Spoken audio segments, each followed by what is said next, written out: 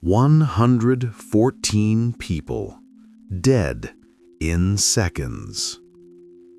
2 suspended walkways collapsed onto a crowded hotel lobby during a Friday night dance. The 4th floor walkway fell first, crashing onto the 2nd floor walkway directly below. Then both plunged to the ground.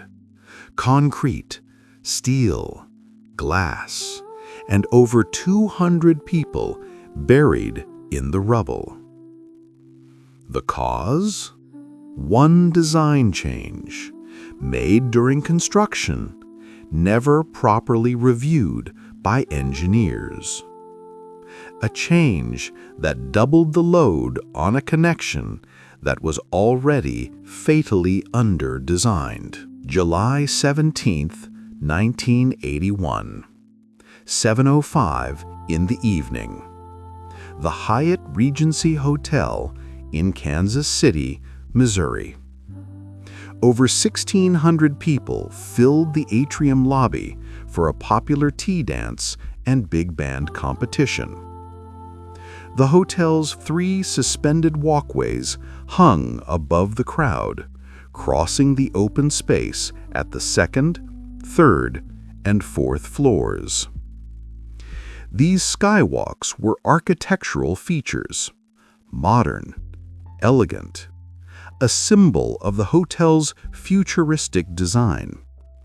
But they were also death traps. At 7:05, witnesses heard loud metallic clanging sounds. People on the walkways froze. Some started running toward the edges. Then the 4th floor walkway dropped. The box beam connections had failed. The entire walkway fell 32 feet, crashing onto the 2nd floor walkway below. The 2nd floor walkway held for maybe 2 seconds under the combined weight. Then it collapsed. Both walkways plummeted to the lobby floor, crushing everyone beneath them and killing most of the people who had been standing on them. 114 people died. 216 were injured. Rescuers worked for 14 hours through the night, pulling survivors and bodies from the twisted wreckage. It remains the deadliest accidental structural collapse in United States history, second only to the September 11th attacks. But here's what makes this disaster even more shocking.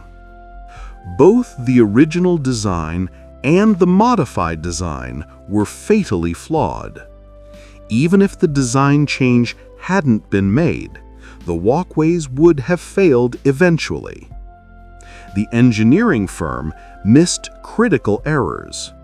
The fabricator made an unauthorized change. Inspectors failed to catch it. And after 114 people died, no one was criminally prosecuted. This is the story of the Hyatt Regency walkway collapse, an engineering disaster that changed how America builds, and a tragedy that should never have happened. The Hyatt Regency Hotel in Kansas City opened in July 1980. It was a modern architectural marvel, designed by the architectural firm of Patty Berkeby Nelson, with structural engineering by GCE International. The building featured a massive atrium lobby rising the full height of the hotel. 3 suspended walkways crossed this atrium at the 2nd, 3rd, and 4th floors. These skywalks connected the hotel's 2 wings. But they were more than just functional bridges. They were architectural statements. The design was ambitious. The walkways were supported by steel hanger rods hanging from the ceiling structure. The second and fourth floor walkways were stacked, one directly above the other. The original design called for continuous hanger rods running from the ceiling through the fourth floor walkway down to the second floor walkway. This meant one rod supported both walkways. But during construction, the fabricator, Haven Steel Company, found this design difficult to build. Installing the fourth floor walkway would require threading it onto rods that were already attached to the second floor walkway. Complicated, time-consuming, expensive. So Haven Steel proposed a change. Instead of continuous rods, use two shorter rods. One rod from the ceiling to the fourth floor walkway. Another rod from the fourth floor walkway to the second floor walkway. The fourth floor walkway would now carry its own weight plus the weight of the second floor walkway hanging below it. This seemed like a minor modification.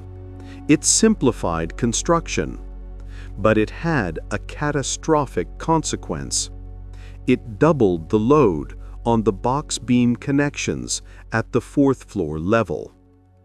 The fabricator submitted shop drawings showing this change. The engineering firm, GCE International, reviewed and approved the drawings, but they did not recalculate the loads. They did not realize the connection was now carrying twice the stress. Or perhaps they did not care. The change was made, construction continued, and the hotel opened in July 1980. For 13 months, the walkways held. Thousands of people walked across them. Then, on July 17, 1981, the connections failed. Construction of the Hyatt Regency began in 1978. The building was massive, 40 stories tall, 750 rooms. The atrium lobby was the centerpiece.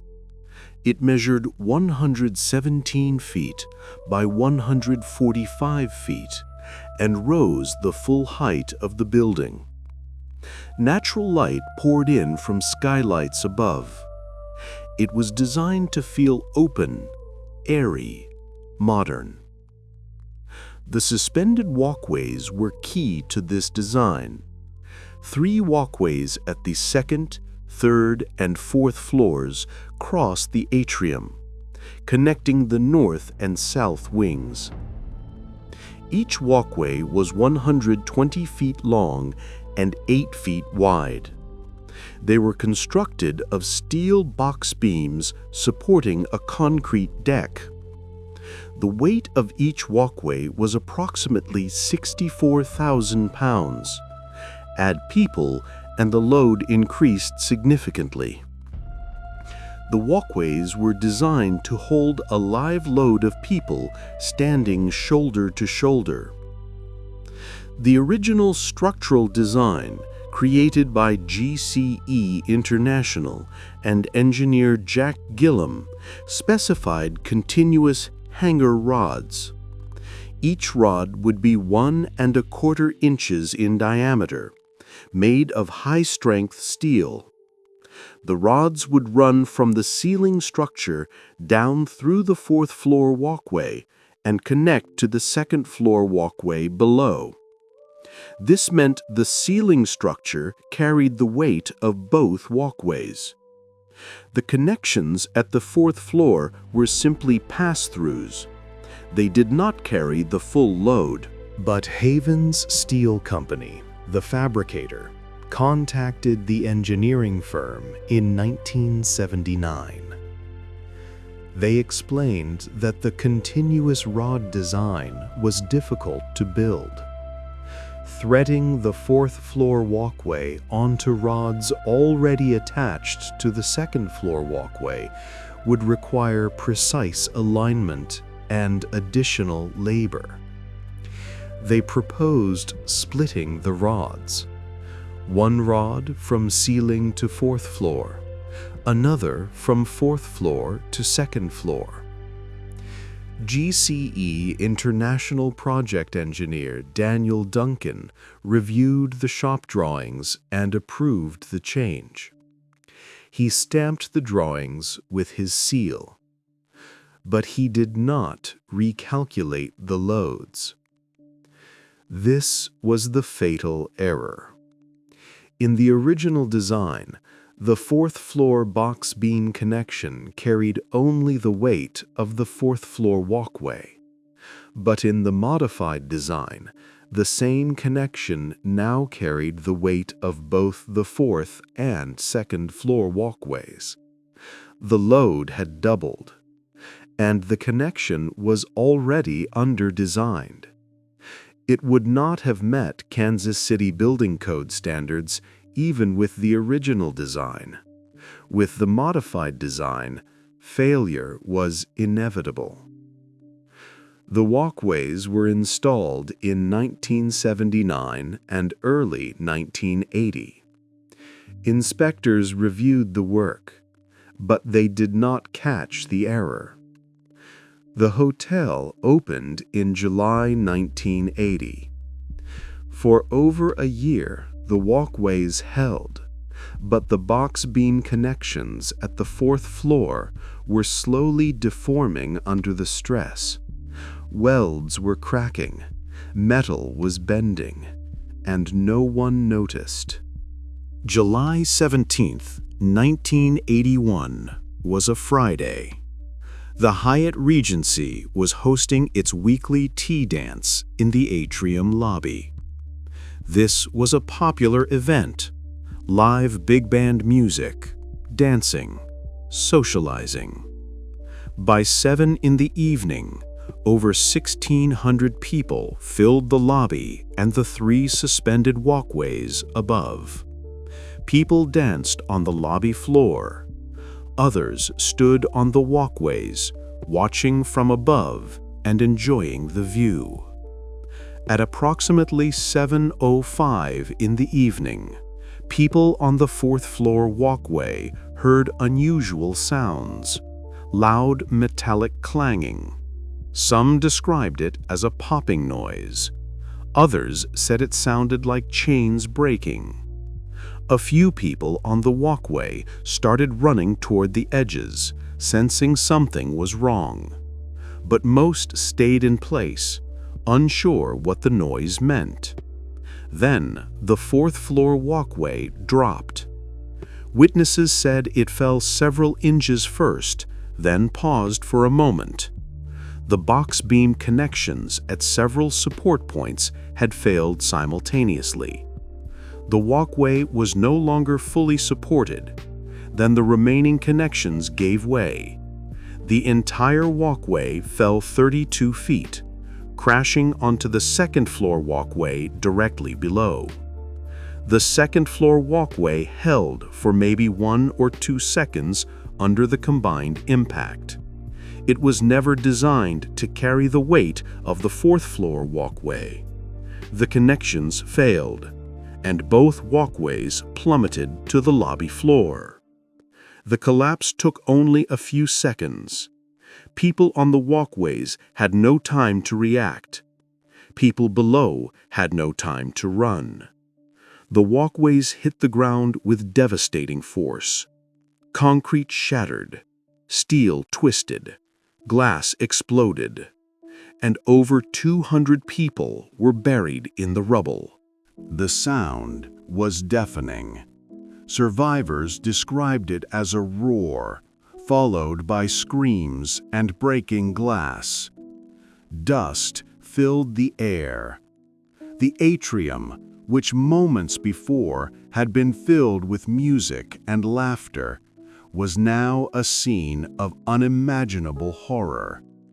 Bodies lay everywhere. People trapped under concrete slabs called for help. Others wandered in shock, bleeding and disoriented. The water pipes in the ceiling had been severed by falling debris. Water poured down, flooding the lobby and threatening to drown people trapped beneath the wreckage. Rescuers arrived within minutes. Kansas City Fire Department, police, paramedics, volunteers, doctors who happened to be at the hotel rushed to help. They began the agonizing work of pulling people from the rubble. Some survivors were freed quickly. Others were pinned beneath massive concrete slabs that required heavy equipment to move. Rescuers worked through the night, 14 hours. By 4 in the morning, they pulled the last survivor from the wreckage. 114 people were dead. 216 were injured.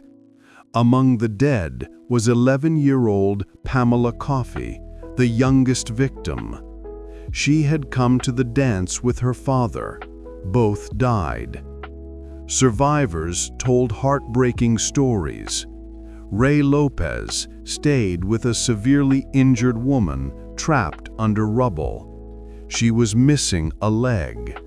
She asked him to rub her leg for comfort and to tell her children she would be all right. She died in his arms. Tom Weir was trapped in a cross-legged position, his back broken. He talked to his wife, who was trapped nearby. She was less injured and kept checking on him.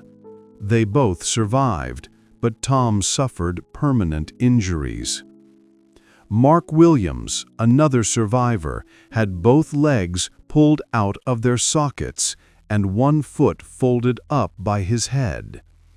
As the lobby filled with water from broken pipes, he struggled to keep his head above the surface, certain he was going to drown in one of the most landlocked cities in America. He survived. Pamela Coffey was the last victim pulled from the wreckage, still saying Hail Marys with Mark Williams before she died. The investigation began immediately. The National Bureau of Standards, the Missouri Board for Architects, Professional Engineers and Land Surveyors, independent engineering consultants. They all descended on the site to determine what went wrong. Within days, the answer was clear. The box beam connections at the 4th floor walkway had failed. The design change made by Havens Steel had doubled the load, and the connections could not support it. But the investigation revealed something even more disturbing. Even the original design would have been inadequate. The connections were under-designed from the beginning. They did not meet Kansas City Building Code standards. The walkways were doomed to fail, whether or not the design change had been made. The only question was, when? In November 1984, the Missouri Board for Architects, Professional Engineers, and Land Surveyors found structural engineer Jack Gillum and project engineer Daniel Duncan guilty of gross negligence, misconduct, and unprofessional conduct. Both lost their engineering licenses permanently. GCE International, the engineering firm, was dissolved, but no one faced criminal charges. No one went to jail. The hotel owner, Crown Center Redevelopment Corporation, paid approximately $140 million in insurance settlements to victims and their families. Haven Steel Company also settled, but the legal outcomes felt inadequate to many survivors. 114 people were dead because of preventable errors, and no one was held criminally responsible. The hotel closed for 75 days to remove the debris and repair the damage. The remaining walkways were removed. The atrium was renovated. And in September 1982, just 14 months after the disaster, the Hyatt Regency reopened. No memorial was created for the victims. The hotel simply returned to business. Today, it operates as the Sheraton Kansas City Hotel at Crown Center. Guests walk through the atrium lobby where 114 people died. Most don't know the history. The Hyatt Regency walkway collapse fundamentally changed engineering practice in the United States. It exposed critical weaknesses in how engineers, fabricators, contractors, and inspectors communicate. The disaster led to major reforms. Engineering societies established stricter standards for reviewing shop drawings. Universities began using the collapse as a case study in engineering ethics courses. The message was clear: engineers are responsible for public safety. Cutting corners, failing to check calculations, and approving changes without proper review can kill people. The collapse also changed building codes. Kansas City and other cities tightened regulations on suspended structures. Inspection procedures became more rigorous, and the engineering profession as a whole became more aware of liability and accountability. But questions remain. How did so many professionals miss the error? The fabricator submitted shop drawings showing the design change. The engineer reviewed and approved them. Inspectors examined the completed work, yet no one noticed that the connections were carrying twice the intended load. Was it negligence, incompetence, or systemic failure in how the construction industry operates? And why were no criminal charges filed? 114 people died because engineers and contractors failed to do their jobs properly. In most contexts, that would be considered criminal negligence, but the legal system treated it as a civil matter. The victims' families received financial compensation, but no one went to prison. Many believe justice was not served. Survivors and victims' families have never forgotten. Some still suffer from post-traumatic stress. Others carry physical injuries. The emotional scars remain, but the hotel has no memorial, no plaque, no acknowledgement of what happened. It's as if the building wants to forget. The Hyatt Regency walkway collapse is one of the most important engineering disasters in American history. It killed 114 people, It destroyed hundreds of lives, and it exposed fundamental flaws in how America builds. A single design change, never properly reviewed, doubled the stress on a connection that was already under-designed. Engineers failed. Fabricators failed. Inspectors failed. And 114 people paid the price. Why was the original design already inadequate?